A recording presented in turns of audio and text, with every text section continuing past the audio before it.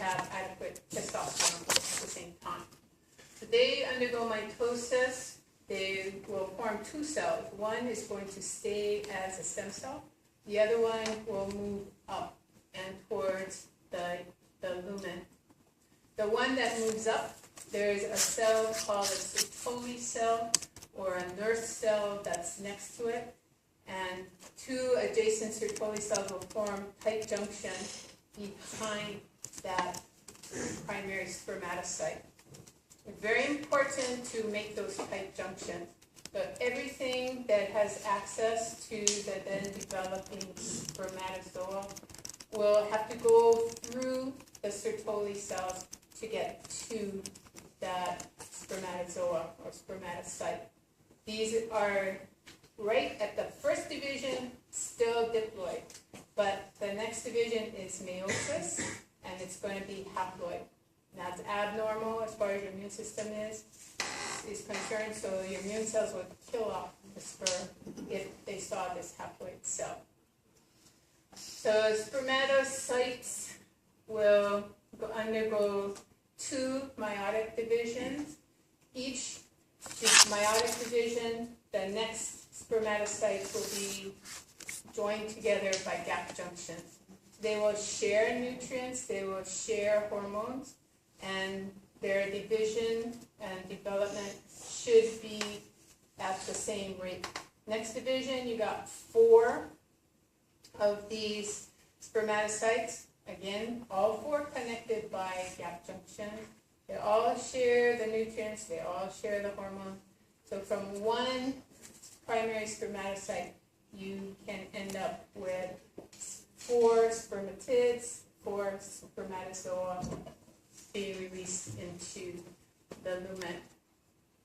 Testosterone is produced out in the cells outside the seminiferous tubule by cells that are called Leydig cells. We'll see more about that later. Testosterone drives spermiogenesis, and it's going to be kept with the sperm as they go through the epididymis, and they get stored in the epididymis. There'll be an androgen binding protein that will keep the testosterone available for their maturation. When the spermatozoa are released into the lumen, they cannot swim. By the time they get to the tail of the epididymis, they can swim, but they swim in circles. So if you take sperm from the seminiferous tubule and put it in a female tract, not going to happen, no fertilization. Take it from the tail of the epididymis and don't have the adequate secretions with it, those little guys are going to swim in a circle. They're never going to find their way to the oocyte. So things have to come from the seminal vesicle and the prostate in order for the sperm to become mature and able to swim straight and also get through the cells to the oocyte. The oocyte's going to bring a lot of cells with it during ovulation. So we got our stem cells up here. First division, you replace the stem cell, you got a primary spermatocyte formed, tight junction formed right behind it, so that you're already protecting that cell from the immune system. The primary spermatocyte will then undergo a meiotic division, meiosis 1. The gap junction will be formed. There's Sertoli cells out here that will form junctions, tight junctions with the spermatocytes, primary first, then secondary. They're keeping those cells nice and positioned properly, also feeding them the hormones that will drive their next division, and also the nutrients that will keep them developing properly. Meiosis 2, you get 4 cells. These are now completely haploid, connected by the tight junction, by the gap junctions. They look like cells here. They don't look like cells there. They look like a little light bulb with a tail on it. You have to get rid of all that cytoplasm. You've got to condense the nuclear material into the head, And you've also got to put enzyme cap on the head that will help the little guys eat through the cells that are covering the oocytes. So the cytoplasm is going to get phagocytosed by the Sertoli cell. The nuclear material will condense.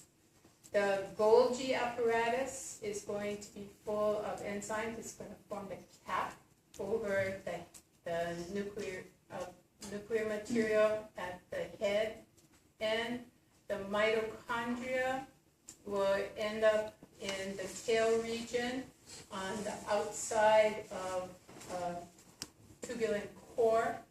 The two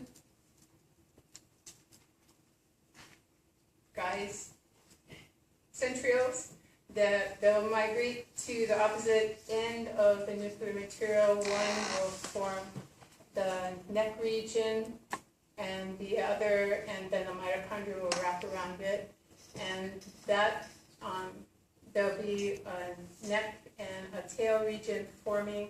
The long tail will be from the other centriole that starts to assemble tubulin and form the tail of the sperm.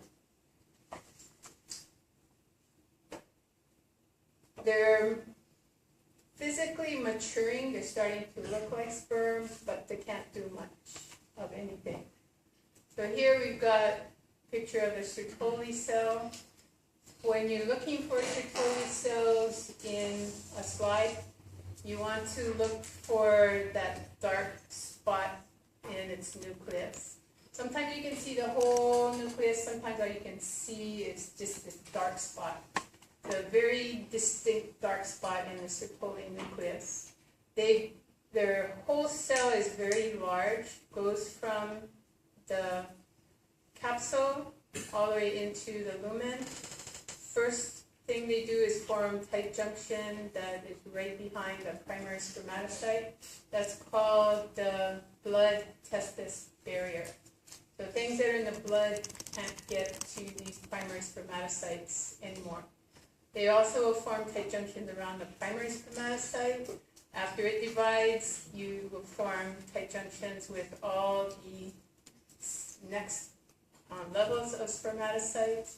When you get a spermatid, the spermatids still look cellular.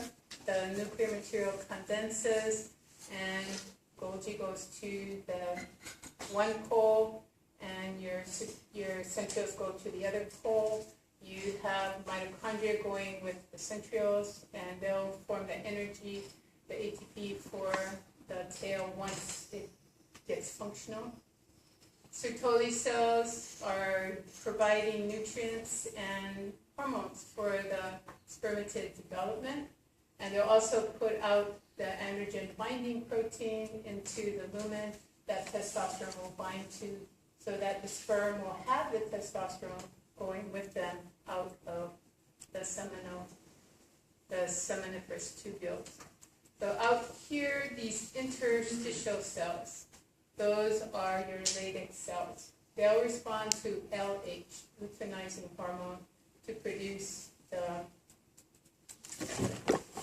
testosterone. So these are your little sperm. You've got the head, you've got the neck region, and then the tail. So start with something that looks like a cell. Sertoli cells will phagocytose all the remnants of the cytoplasm. Your acrosomal vesicle comes from some enzymes in vesicles combined with the Golgi will form the acrosomal cap. That's going to help the sperm eat its way through the cells around the oocyte. The mitochondria condense at the opposite end of the acrosomal cap. You have your centrioles migrating to this opposite pole of the Golgi and acrosome, and that will then start to assemble the tubulin that will form the tail.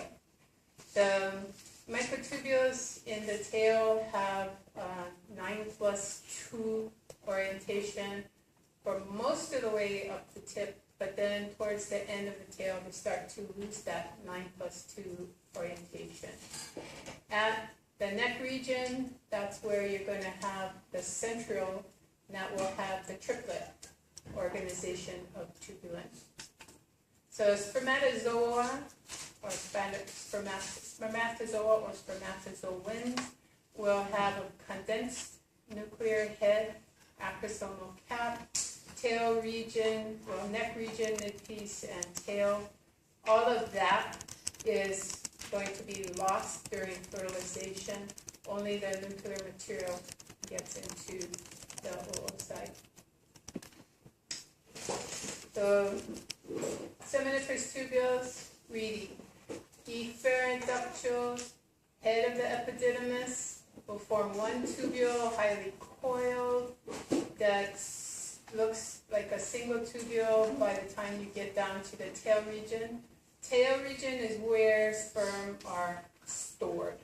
You might find sperm in the seminal vesicle. That was what originally made people think that the seminal vesicle stored the sperm. But that just happens when the smooth muscle relaxes and residual sperm gets sucked into the seminal vesicle. The sperm are stored down here. Still, they're able to swim, but they're not able to swim in a straight line. So they're circling, but not able to go through the female tract yet. The vas deferens will have the smooth muscle that will respond to the sympathetic stimulation that will then take those sperm and push them out as part of the ejaculate. Okay, take a break and we'll talk about the seminiferous tubule and prostate.